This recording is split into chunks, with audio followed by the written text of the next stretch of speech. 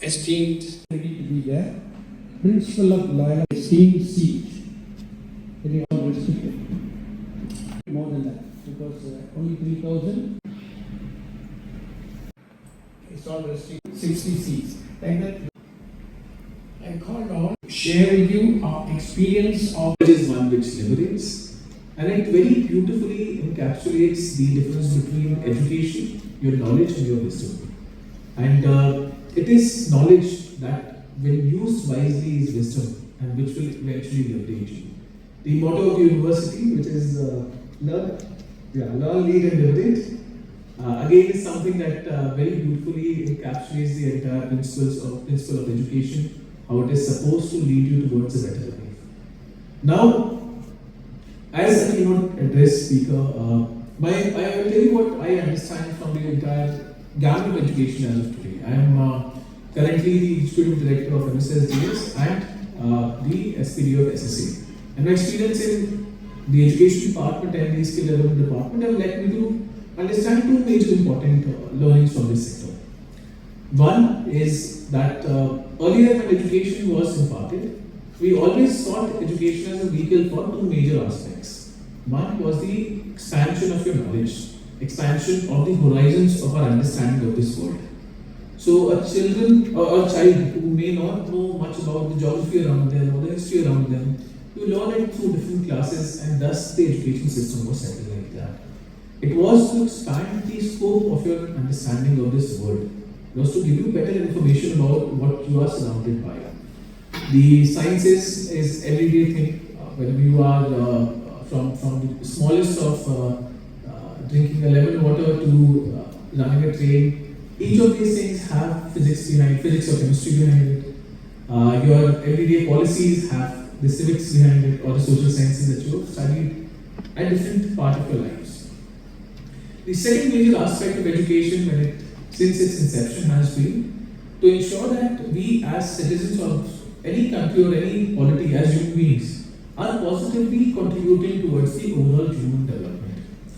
Now it is on every generation, it is a duty of every generation to ensure that we progress towards a larger aspect where we are getting more people out of poverty, that we are able to facilitate the human life and development with each of our efforts.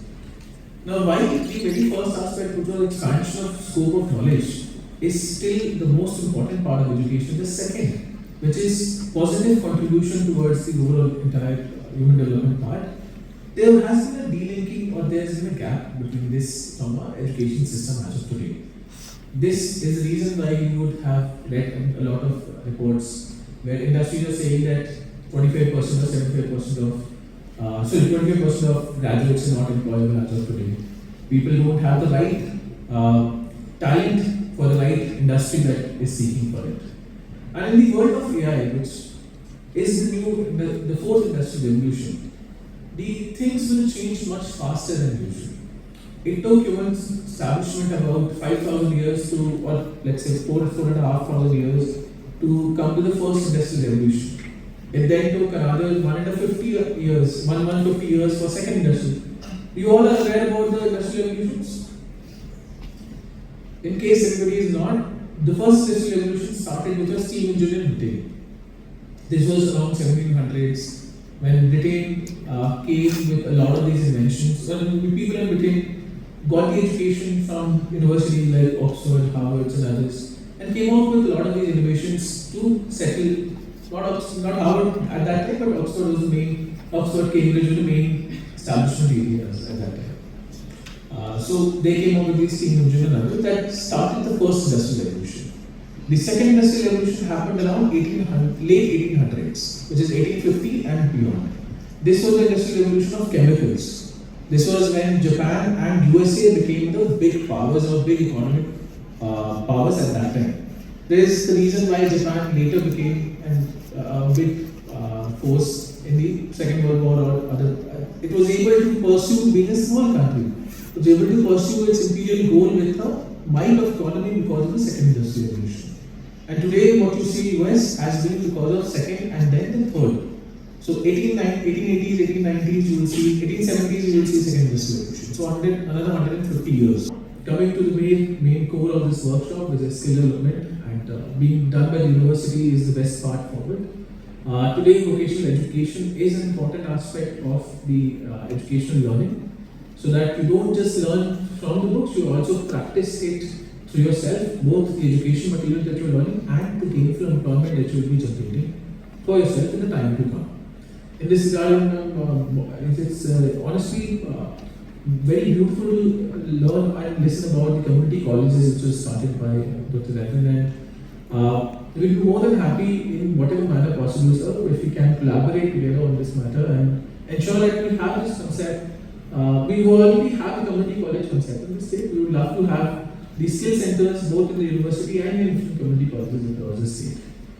Government of Meghalaya today has the intention to ensure that we are able to recruit or are able to give skill development trainings to anybody who seeks it. I will just as an update, I will tell you we are in the lines of what do you call it? We are in the lines of basically launching the CM Skills Mission, which will bring in the concept of skill centers as well as a partial ode to the right to skill development, a right as a skill development, so that you as a person can demand for a training in under anything that you would like to. There's still a thing in conception. We are still discussing about it, what are the modalities of it, but the intention is there to ensure that you have the platform to demand for it whenever you want to, as a right, not as an entitlement from our side.